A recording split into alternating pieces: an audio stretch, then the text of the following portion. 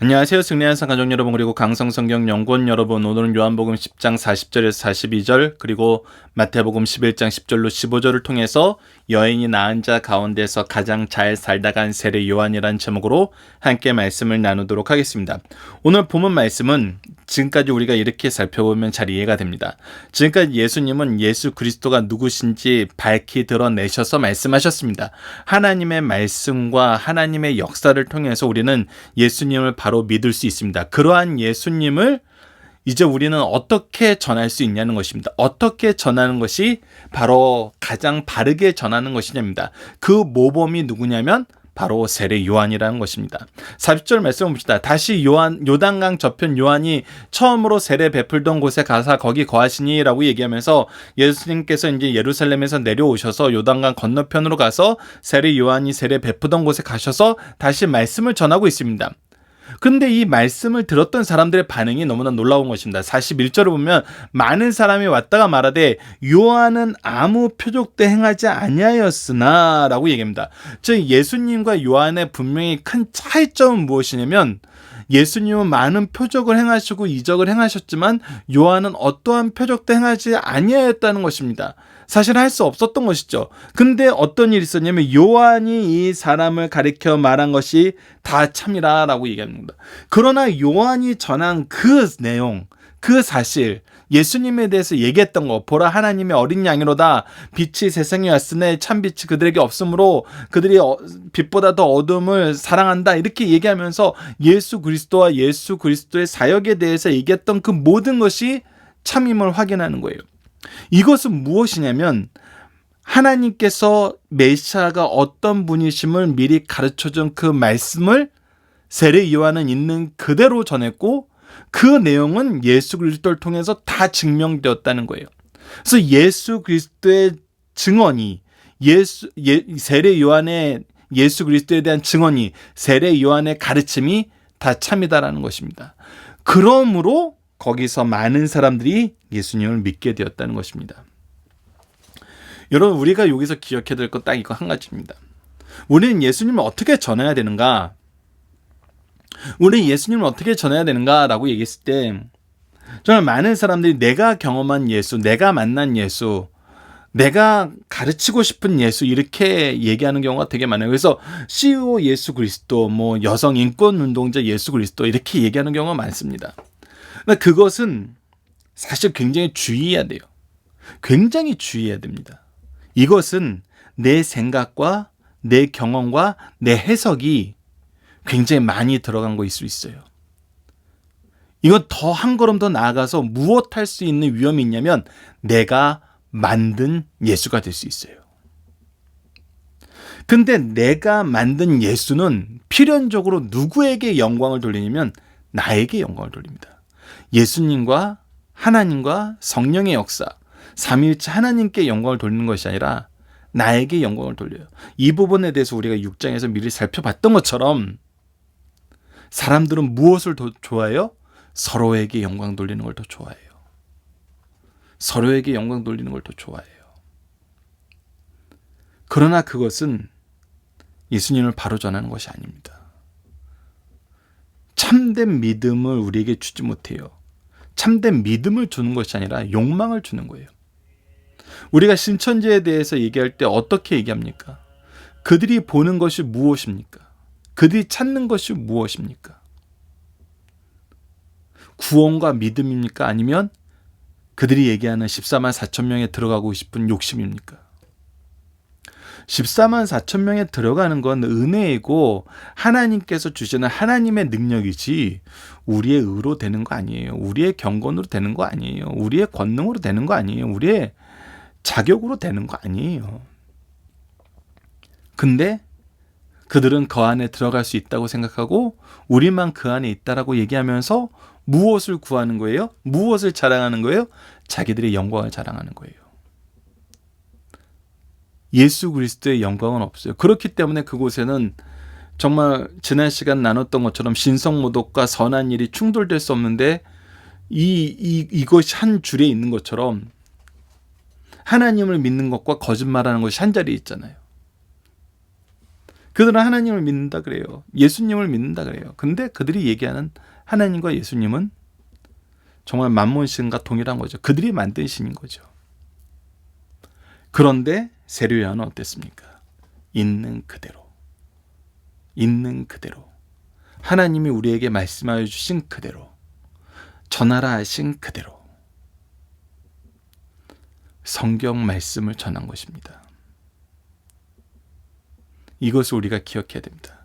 그러면서 이 세례 요한에 대한 예수님의 칭찬이 우리가 기억해야 되는 것입니다. 기록된 바 보라 내 사자, 마태복음 11장 10절에서 15절 말씀 봅시다. 기록된 바 보라 내가 내 사자를 내 앞에 보내느니 그가 내 길을 내 앞에 준비하라 하신 것이 이 사람에 대한 말씀이라. 바로 이 사자도 누가 보냈다는 거예요? 하나님이 보내셨다는 거예요. 우리 모두 누구에게 보내심을 받은 자냐면 하나님께 보내심을 받은 사람이에요. 하나님께 보내심을 받은 사람들의 특징은 하나님의 일을 해요. 하나님의 말씀을 전해요. 그리고 이 사람을 통해서 하나님은 역사하세요. 그래서 이들에게서 하나님의 영과 하나님의 뜻의 성취가 나타나요. 이들을 통해서 일하시는 하나님의 역사가 나타나서 이들을 통해서 하나님께 영광을 돌리고 영광 돌리는 하나님의 영광을 보게 돼요. 그리고 그들은 그것이 나의 영광이 아님을 알기 때문에 철저하게 낮아집니다.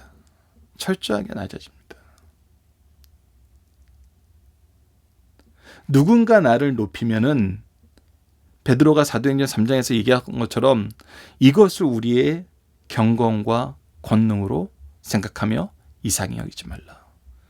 이것은 하나님의 아들 예수 그리스도를 통한 하나님의 은혜의 역사이고 언약의 성취다. 이렇게 얘기하게 되는 거예요. 우리가 올 하반기에서는 이제 시편 말씀 잠깐 나눈 다음에 이제 사도행전을 보게 되는데 여러분들 사도행전 역사에서는 우리의 삶의 모습이 정말 예수님을 있는 그대로 전하는 것임을 다시 한번 가르쳐 줍니다. 예수님을 보게 하는 것임을 가르쳐 줘요. 서로의 영광을 보게 하는 거 아니에요. 이것을 우리가 기억합시다. 11절 봅시다. 내가 진실로 너희에게 말하니 여자가 낳은 자 중에 세례 요한보다 큰 이가 일어남이 없도다. 자, 지금 분명히 얘기합니다. 그러니까 인류 역사상 누가 제일 크다 그러냐면 세례 요한이 가장 크다 그러는 거예요. 그러나 라고 얘기하면서 무엇을 얘기하냐면 천국에는 극히 작은 자라도 그보다 크니라 라고 얘기해요. 왜 그러냐면 세례 요한은 왜 크다라는 칭함을 받게 되는 거예요. 왜 이전에 있던 사람들보다 크다라는 칭함을 받게 되는 거예요. 왜 외전에 있던 선지자보다 크다라는 칭함을 받는 거예요. 바로 예전에 있던 선지자들은 오실 메시아를 사모하면서 그들도 보지 못한 메시아를 전했어요. 그러나 세례 요한은 오신 메시아를 전했어요. 그를 눈앞에서 직접 보고 그라고 전했어요. 더 분명하게 전했어요. 더 확실하게 전했어요. 있는 그대로를 더 생생하게 얘기해 줄 수 있었어요. 그가 오신다가 아니라 이가 하나님의 어린 양이다라고 얘기할 수 있었어요. 그러나 예수 그리스도의 이름을 힘입어 천국에 들어가는 모든 사람들에서 얘기할 때는 우리는 어떠냐는 거예요. 그 이후에 온 사람들은 어떠냐는 거예요. 우리가 좀 이따 후에 이 사도행전의 예를 들어서 얘기할 것이지만 브리스가 아굴라가 말씀을 전할 때 아볼로에게 말씀을 전할 때 그가 세례 요한의 세례까지 아는 고로라고 얘기하면서 오히려 이 훌륭한 선생이었던 아볼로를 브루스길라와 아굴라가 가르치는 걸 볼 수 있습니다. 그렇게 할 수 있었던 이유는 뭐예요? 그들은 예수 그리스도를 알았기 때문에. 성경은 철저하게 누구를 아는 것이 기준이 되냐면 예수 그리스도를 아는 것이 기준이 됩니다.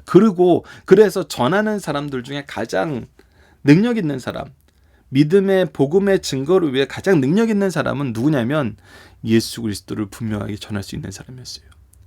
그래서 예수 그리스도가 오신 이후에 어떻게 되냐면 그것을 이제 12절은 세례 요한 때부터 지금까지, 그러니까 세례 요한이 이 사람이 하나님께서 보내신 메시아입니다, 하나님의 어린 양입니다 라고 전한 그 다음부터는 어떤 일이 발생하냐면 천국은 침노를 당하게 된다는 거예요. 침노를 당하게 된다는 것은 그 전에는 사도와 선지자들이 이스라엘 민족 안에서 나타났었고 이스라엘 민족이 주로 이 복음의 대상자였어요. 그러나 세례 요한이 예수 그리스도를 증언한 다음부터는 이 예수 그리스도를 믿는 그 사람이 천국을 소유하게 돼요. 그리고 이것을 사모하게 돼요. 이것을 기뻐하게 돼요. 이것을 즐거워하게 돼요. 그런 자들이 바로 침노하는 자들이고 이 침노한 자들은 이 일을 즐거워해요. 예수 그리스도를 믿는 걸 즐거워하고 예수 그리스도를 통해서 살아남을 즐거워하고 예수 그리스도의 복음을 기뻐하고 복음을 전하는 것을 기뻐하게 된다는 거예요. 그래서 이런 자들에 의해서 천국은 채워진다는 것입니다. 13절부터 모든 선지자와 율법이 예한 것은 요한까지나 만일 너희가 즐겨 받을진대 오리라고 한 엘리야가 곧 이 사람이라. 선지자와 율법이 예한 것은 요한까지이고 요한 이후로부터는 하나님의 은혜의 역사, 예수 그리스도의 생생한 역사가 시작된다는 거예요. 구약의 마무리와 신약의 시작이 이제 교차하게 되는 그 지점이에요. 그것을 지금 이루는 사람이 누구냐면 바로 세례 요한이에요. 그리고 세례 요한이 증언한 그 사람이 바로 예수 그리스도라는 것을 다시 한번 강조해 줌으로써 우리는 어떤 삶을 살 때 가장 잘 살다 간 사람이냐면 말씀이 가르쳐 준 대로 예수 그리스도를 바르게 전하는 삶이 가장 잘 살다가 간 삶을 사는 모습이라는 거예요. 여러분들 다시 한번 강조하지만 우리의 삶의 기준과 삶의 중심은 각자가 받은 달란트에서 그 겉모양은 다르지만 중심은 이겁니다. 예수 그리스도를 가장 잘 전하는 삶. 특히 누구에게? 나에게 맡긴 영혼들에게. 나에게 맡긴 영혼들에게. 그래서 첫 번째는 말씀을 알아야 되고 말씀을 알게 할 때 우리가 분명히 보게 되는 것은 하나님의 준비하심 속에서 우리가 혼자 말씀을 듣게 하지 않으세요. 우리를 위한 영적 스승을 준비해 놓으셨어요. 영적 부모를 준비해 놓으셨어요. 그래서 그들을 통해서 우리로 하여금 말씀을 깨닫게 하세요. 말씀의 은혜를 받게 하세요. 그들이 우리를 향한 은혜의 통로가 돼요. 그리고 나서 우리에게도 이 은혜를 전하라 하세요. 그래서 하나님의 계획 안에서 하나님의 인도하심 안에서 하나님의 말씀과 하나님의 역사의 귀를 기울이면은 우리는 이 사명을 감당하지 못할 수가 없어요. 감당한다는 것도 사실 틀려요. 하나님이 하시는 일에 우리를 메신저로 보내실 분이에요.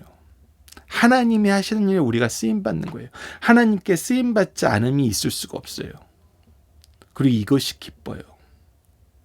이것이 침노하는 거예요.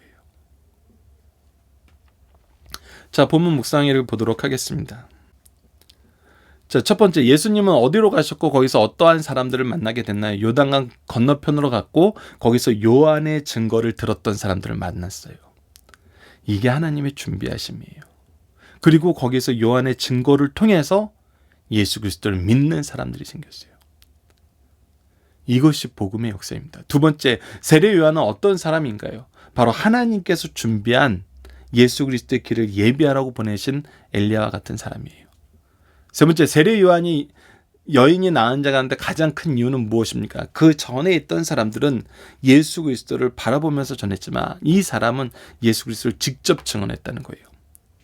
그래서 왜 교회에서 지극히 작은 자라도 예수 세례 요한보다 큽니까? 라고 얘기했을 때 이 부분이 이제 18장 25절에 브루스게가발라 아굴라 아볼로를 가르칠 때 그 얘기예요. 그가 일찍이 주의 도를 배워 열심으로 예수에 가는 것을 자세히 말하며 가르치나 요한의 세례만 알따름이라. 이것이 무엇이냐면 구약에 예언된 메시아는 아나 요한의 세례까지밖에 알지 못한다는 거예요. 그의 사신과 그의 죽으심과 그의 부활과 그의 승천과 그의 다시 오심은 알지 못했다는 거예요. 근데 브루스길라와 아굴라는 천막을 지으면서 그렇게 뛰어난 언변가는 아니었더라도 이것을 알기 때문에 이것을 가르칠 수 있었어요. 그래서 더 스승 같은 더 지혜로운 아볼로를 가르칠 수 있었던 것처럼 세례 요한이 이제 왜 천국에선 지극히 작은 자라도 세례 요한보다 크냐면 천국은 들어가는 그 기준은 유일한 길 대신 예수 그리스도예요. 그렇기 때문에 우리가 교회에서 큰 자는, 우리 가정에서 큰 자는, 기독교 공동체에서 큰 자는, 천국에서 큰 자는 바로 예수 그리스도를 얼마나 잘 알고 얼마나 잘 가르치냐는 거예요. 사실 이것을 위해서 우리에게 하나님의 모든 것을 허락하신 거거든요. 이것이 우리가 이 세상을 사는 이유예요. 왜? 예수 그리스도를 통해서 믿는 것이 하나님이 영광 받으시는 일이거든요. 하나님이 가장 기뻐하시는 일이거든요. 요한복음은 계속 그것을 가르쳐 줍니다. 사람들에게 무엇이 하나님이 영광받고 하나님이 기뻐하시는 건지 가르쳐줘요. 세상의 떡을 먹고 세상의 떡을 가지고 자기 욕심을 채우는 것이 아니라 하나님의 말씀인 영생의 말씀을 듣고 예수 그리스도를 구주로 시인하는 거예요. 그래서 태어나면서부터 맹인된 자도 고치시고 그가 고백할 수 있게 이끌으셨고, 그리고 나사로를 살리시면서도 영광 받으신다 그런 것이, 이것이 예수 그리스도께서 메시아이심을 고백하게 하시는 하나님의 역사였기 때문이에요. 그래서 우리가 큰 자는 예수 그리스도를 믿고 예수 그리스도를 전하는 사람입니다. 교회는 이 기준이 있어야 돼요. 가정과 우리가 세상을 볼 때 이 기준이 있어야 돼요. 그래서 우리가 그들과 함께 씨 뿌리는 자가 되는 것입니다. 그들과 함께 거두는 자가 되는 것입니다. 그랬을 때 우리가 그 영광에 같이 동참하는 것입니다. 자, 5번째, 세례 요한 때부터 천국은 침노당한다는 말의 의미는 무엇입니까? 바로 이 믿음을 기뻐하고 즐거워하고 이 믿음 안에서 사는 사람들에 의해서 천국은 채워진다는 것입니다.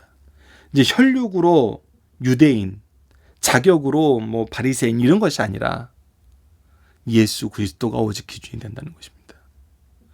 모든 선지자 율법이 요한 때까지라는 의미는 무엇입니까? 바로 이제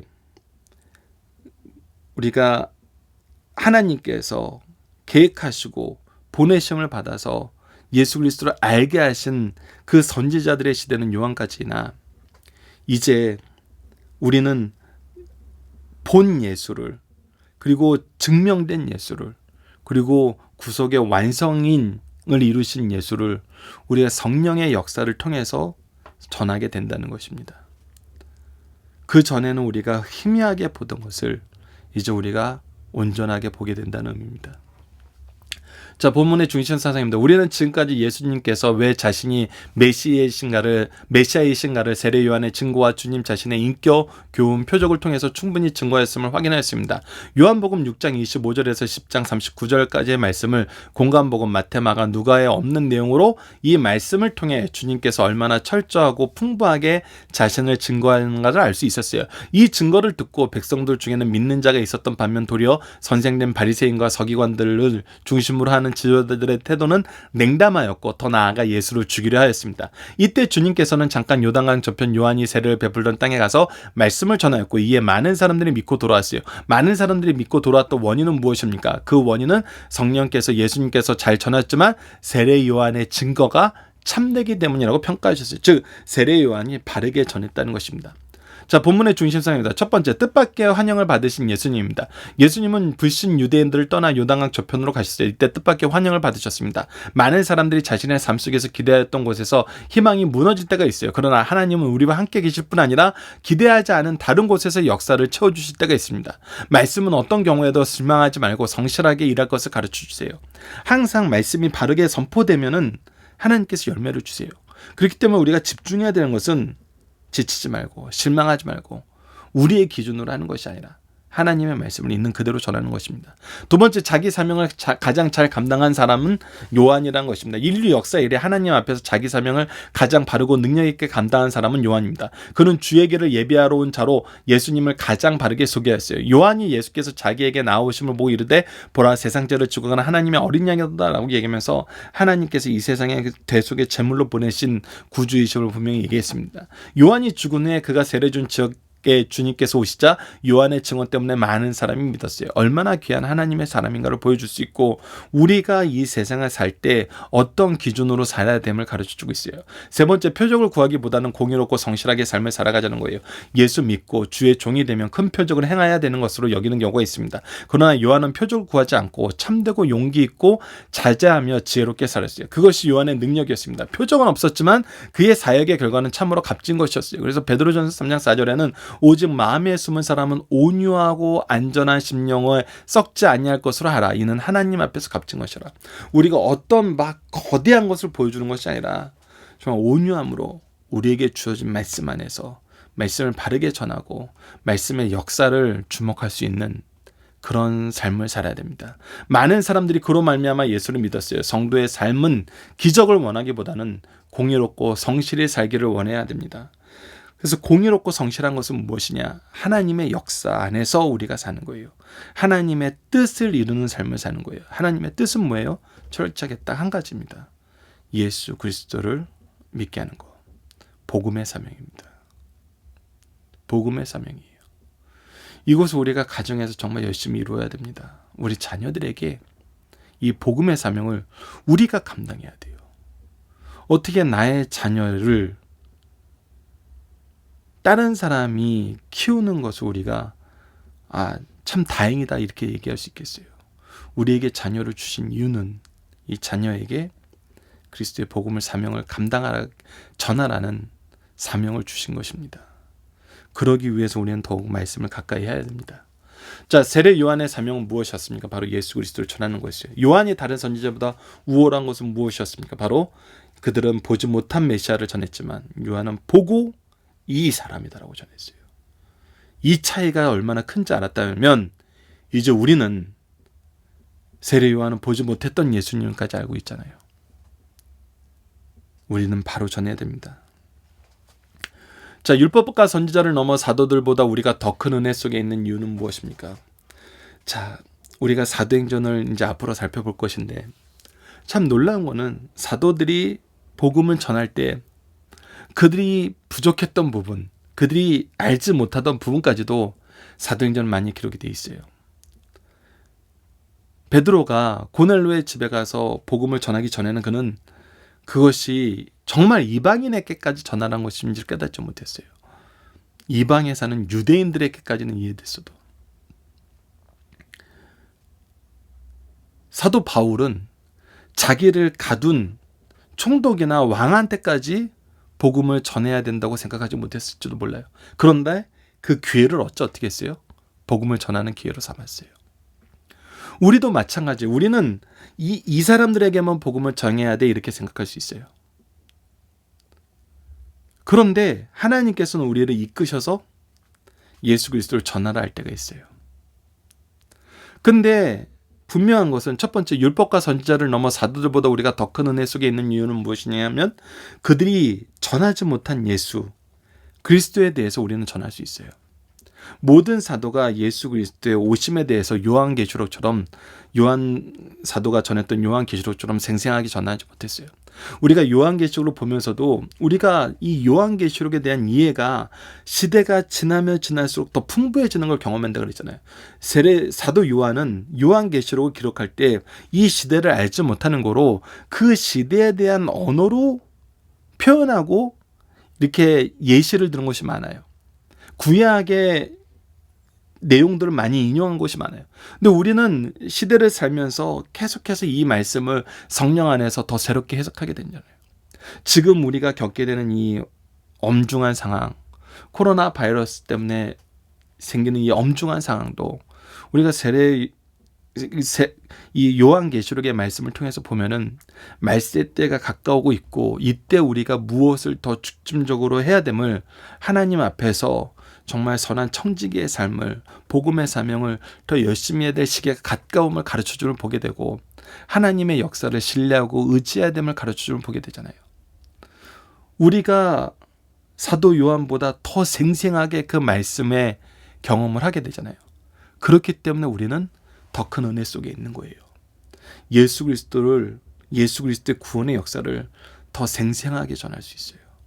그들이 우리에게 남겨준 하나님께서 사도들을 통해서 남겨준 신약의 말씀과 이것이 역사했던 역사의 증거인 2000년 교회사와 중간에 있었던 정말 종교개혁과 이 많은 것이 우리에게 하나님의 말씀과 하나님의 역사에 대한 더 많은 증거들을 우리에게 주기 때문에 우리는 더 큰 은혜 속에 있는 거예요.